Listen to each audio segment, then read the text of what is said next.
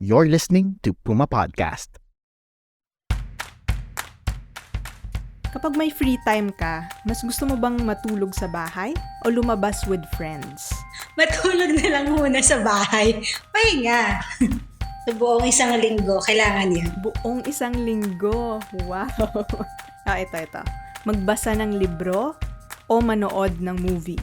Ngayon, siguro manood ng movie. Netflix. Recently, mga documentaries, o kaya ay mga horror or thriller, mga ganyan. Okay. Maging ate ng grupo o maging pinakabata? Wish ko na maging pinakabata ako. Pero sa ngayon, ate talaga tayo. Give a talk abroad or visit communities in the Philippines? Visit communities in the Philippines. Always yan.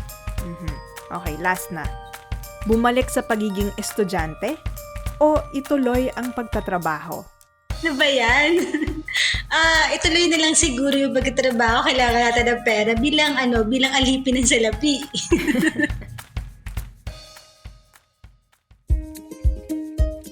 Hi fam! This is Macy Joven, dating co-producer ng show na to at ngayon ay host na.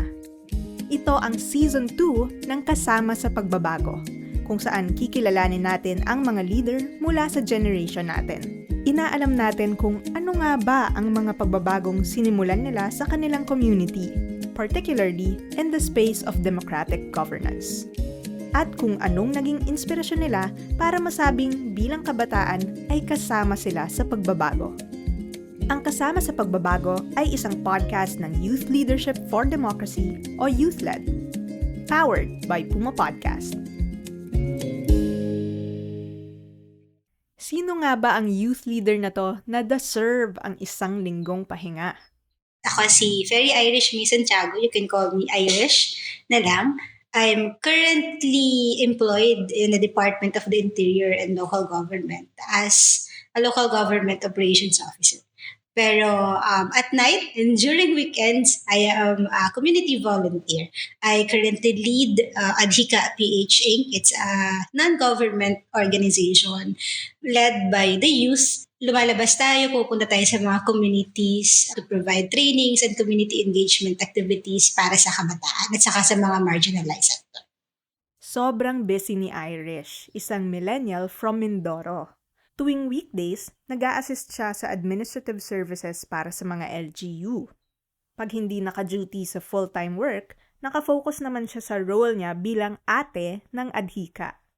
Pag uwi ko sa bahay, makikipag-coordinate sa mga volunteers, sa mga partners, ayan, kung merong mga Zoom meetings o kaya naman ay mga face-to-face meetings, doon ko siya ginagawa. So, natatapos siguro yung araw ko, mga 10, 11, ganyan. Kung wala akong pasok, naka-dedicate talaga yung Saturday, Sunday ko for volunteer work. May mga relief operations, may mga literacy activities sa mga indigenous peoples kasi yun ang pinakamadami dito sa Mindoro, yung mga IP communities natin. Ganon yung weekends ko, which na-enjoy ko naman siya. Kasi actually para siyang pahinga kasi may mga bata ka na nakikita, meron ka mga IPs na nakakausap mo, bagong mga tao, it's parang fresh para sa akin. So, sinasabi ng iba na parang, sobrang pagod naman yan yung weekends mo. Dapat sana pinagpahinga mo na dapat yan. Pero ang totoo nun, nakakapagod siya physically, pero very fulfilling siya na-spend mo meaningfully yung weekends mo kasama yung mga volunteers at saka yung mga communities na hindi mo pa napupuntahan.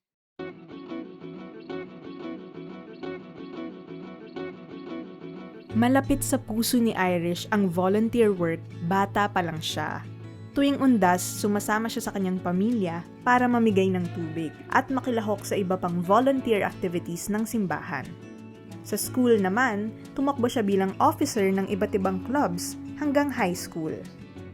Pagdating niya ng college, ay naging senator. May ganun kasi na set up nung estudyante. Parang ginawa kasi nila for our student council, hinatin nila sa yung same sa branch natin ng government, executive sa legislative. Yung mga senators in-elect siya, parang ilan ba kami nun? 12 ata. 12 rin kami. Ginagawa namin, kami yung nagsusulat ng mga policy resolutions na pinapasa naman namin doon sa university administration namin. Kasi nung time na yun, nabigyan ako ng opportunity para makasama doon sa programa ng National Youth Commission na Parliament, National Youth Parliament. So, from there, in-offer ko yung programa doon sa university ko, sa mga kabataan doon, sa mga estudyante namin. Hanggang sa nung graduating na ako, naging University Student Council President ako. Yun yung naghulma at siguro yung isa din sa mga pinakang unforgettable na experience ko bilang nagsisimula na student leader.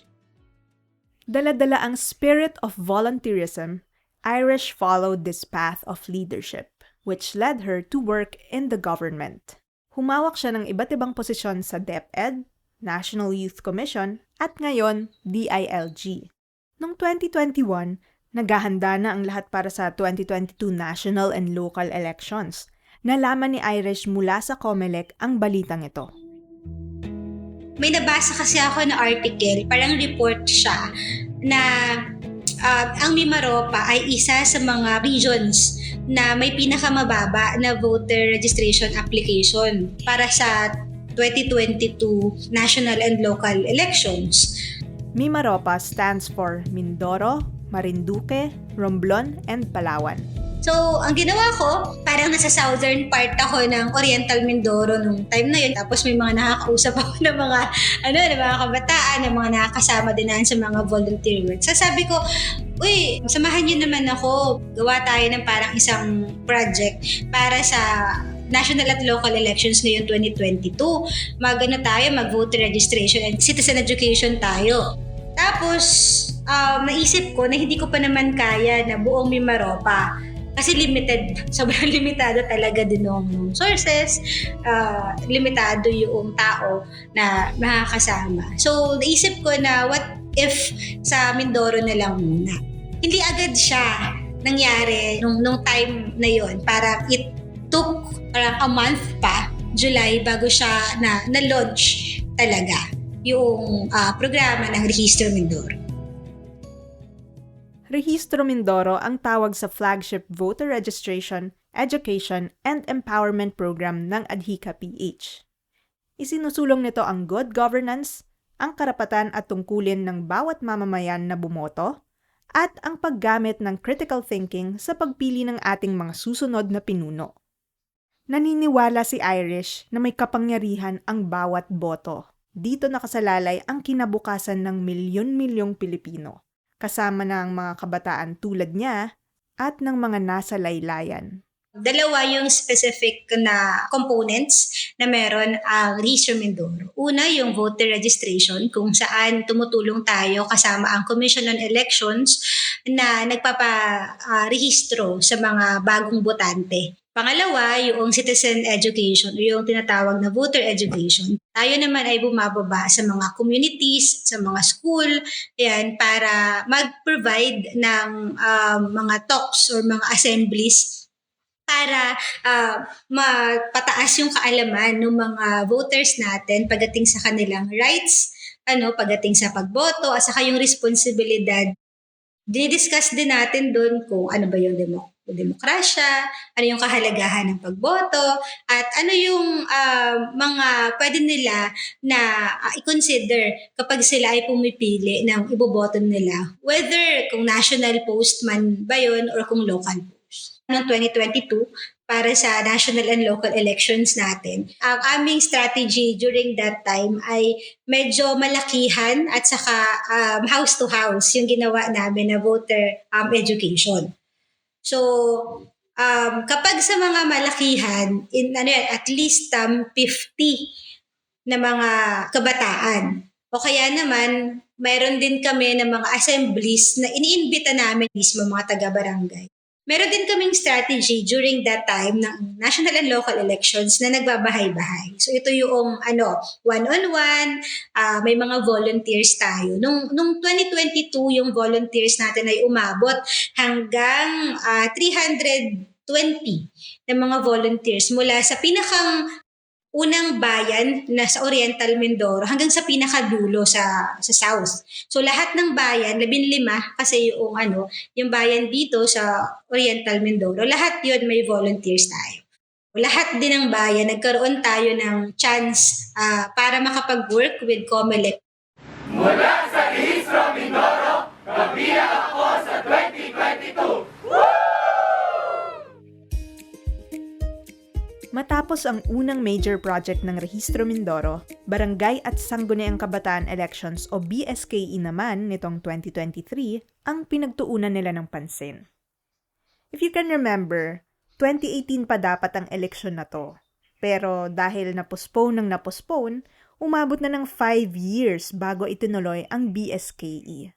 Kaya matinding preparasyon ang ginawa ng Rehistro Mindoro para dito. During the BSKE, yung approach natin ay iba. Hindi na tayo nag-house to house. Ang tinarget namin ay 2, communities or barangays and schools. Kasi yung barangay and SK elections kasi, nakafocus siya, mas malaking portion niya ay kabataan, gawa ng Sangguniang Kabataan Elections. So ang ginawa namin, nag-target kami ng mga schools. And this time, sinama na namin ang Occidental Mindoro. Nung national and local elections ng 2022, Oriental Mindoro lang. So tumawid kami hanggang Occidental Mindoro. So ako kasi, nag-opisina ako sa Occidental Mindoro. So mas marami yung oras, saka yung connections na meron din ako sa Occidental Mindoro nung last year. So ang ginawa ay nag-tap tayo ng ilang mga youth organizations, saka mga paaralan. So mga high school, yan. High school saka senior high school yung pinupuntahan natin. Tapos, yung mga partners natin ng mga local youth organizations, sila naman yung nakasama natin sa mga barangay. Kung saan, hindi lang kabataan yung kinausap natin, binigyan natin ng voter education, kundi yung mga mismong kahit more than 30 years old, mga taga-barangay, naboboto naman para sa mga barangay elective positions. More than 6,000 new voters ang natulungan ng Rehistro Mindoro noong 2023 barangay and SK elections. Mahigit 2,000 voters naman ang nakakuha ng face-to-face voter education and almost 30,000 online. Sobrang powerful. But beyond voter education and registration, may gusto pang gawin ang mga taga Mindoro. Merong mga nag-request ng mga bayan sa Oriental Mindoro na magkaroon ng candidates training. Maraming kabataan ang gusto na tumakbo para sa Sangguniang Kabataan. Pero wala silang platform para maintindihan kung ano yung roles and responsibilities of being an SK official. Fortunately naman, ako naman ay trained in providing training para sa Sangguniang Kabataan kasi trabaho naman natin yun sa DILG. At aside from that, nag-tap din talaga tayo ng mga kasamahan natin galing sa ibang ahensya like DILG, National Youth Commission, tapos sa local government natin. Ayun, tumulong kami na para ma-provide yun. Yung candidates training, para siyang Sangguniang Kabataan training siya. Na bago ka pa man ma-elect, alam mo na yung responsibilidad mo bilang isang Sangguniang Kabataan official. Kasi sa batas, saka ka lang magkakaroon ng Sangguniang Kabataan mandatory training pagkatapos mo nang na-elect. In that way din, may encourage natin na yung mga kabataan na desidido talaga or hindi pa desidido, mapapag-isip sila na para ba sa akin talaga itong pagiging Sangguniang Kabataan o barangay official. O kaya naman ay desidido ako na tumakbo bilang Sangguniang Kabataan official, pero ano pa ba yung mga kinakailangan kong pag-aralan para maging competent ako na SK official?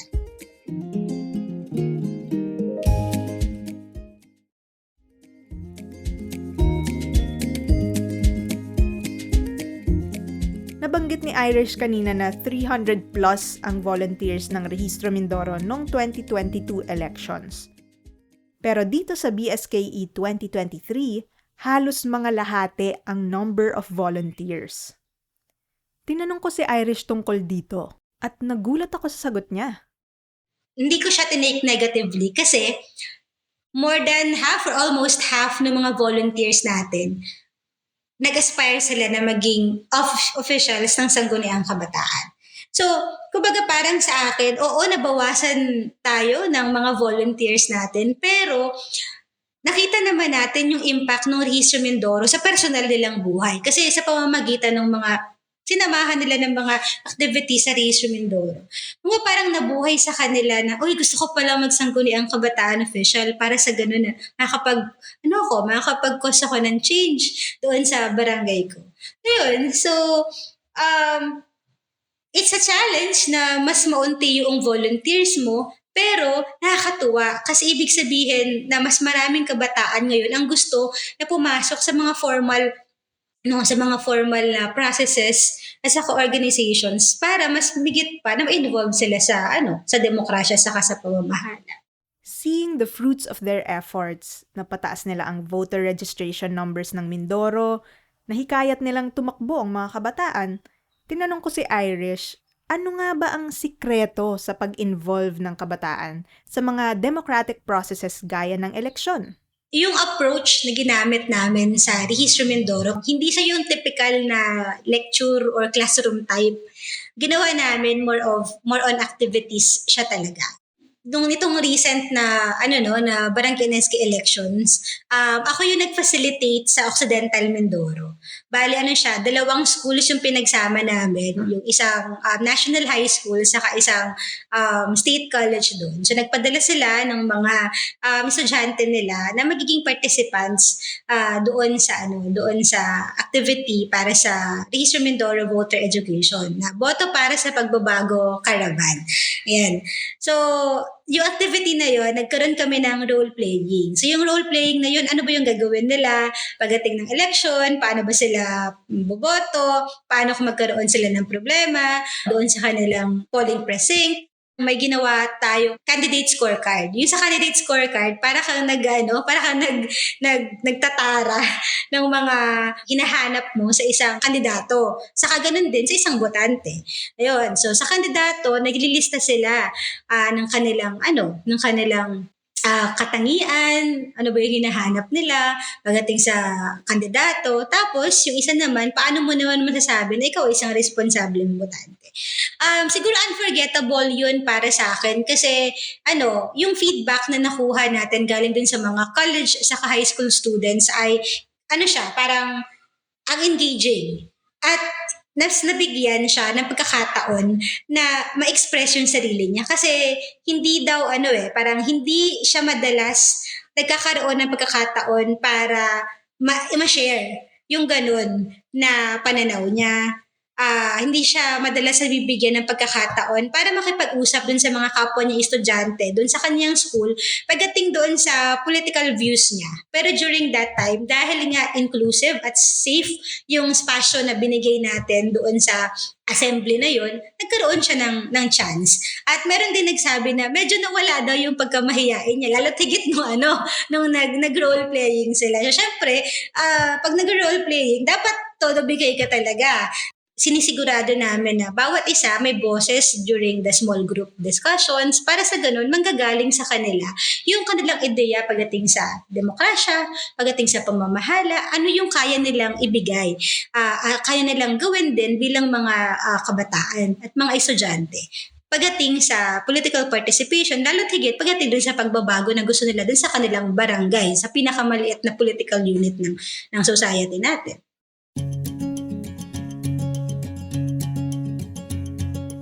Mula sa isang maliit na organisasyon, lumaki ang Rehistro Mindoro. Sa tulong na rin ng partners nito like COMELEC, DILG, schools and youth organizations, most especially ang youth-led na nagbigay suporta sa voters education initiatives nila. Ano ang inspirasyon ni Irish to keep on going?